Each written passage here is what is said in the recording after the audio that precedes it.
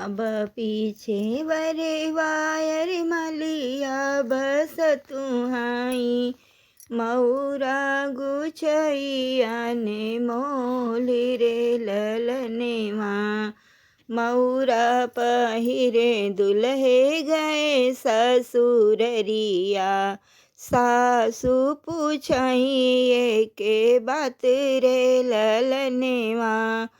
मऊरा पहिरे दुल्हे गए ससुररिया सासु पूछिए के बात रे ललने माँ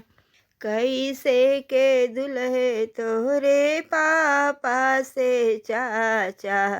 कैसे हाई छोटा भाई रे ललने माँ कैसे के दुल्हे तोरे पापा से चाचा कैसे हाई छोटा भाई रे ललने माँ कैसे के दुल्हे तोहरा सगा बहनोइया जेकरा से सोहेला बरात रे ललने माँ कैसे के दुल्हे तोहरा सगा बहनोइया जेकरा से सोहेला बरात रे ललने माँ पियरी पगड़िया बांधे पापा से चाचा छैला उमर छोटा भाई रे ललने माँ घोड़वा चढ़ले हमरा सगा बहनोइया जेकरा से सोहेला बरात रे ललने माँ घोड़वा चढ़ले हमरा सगा बहनोइया जेकरा से सोहेला बरात रे ललने माँ इतनी वचन सुनी सासु हो कवन देई दुल्हे से बोली मुसुकाई रे ललने माँ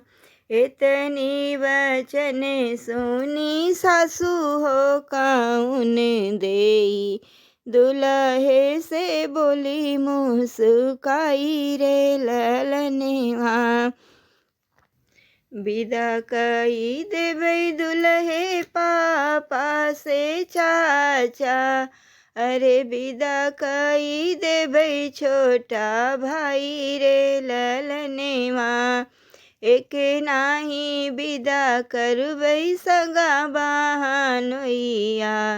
जेकरा से सोहेला बरात रे ललने माँ राखी लीहू मोरी सासू पापा से चाचा अरे राखी लीहू लहुराई भाई रे ललने माँ विदा कई दिहु सासु सगा बहनोइया बहिनी जोहते हुई है राह रे ललने माँ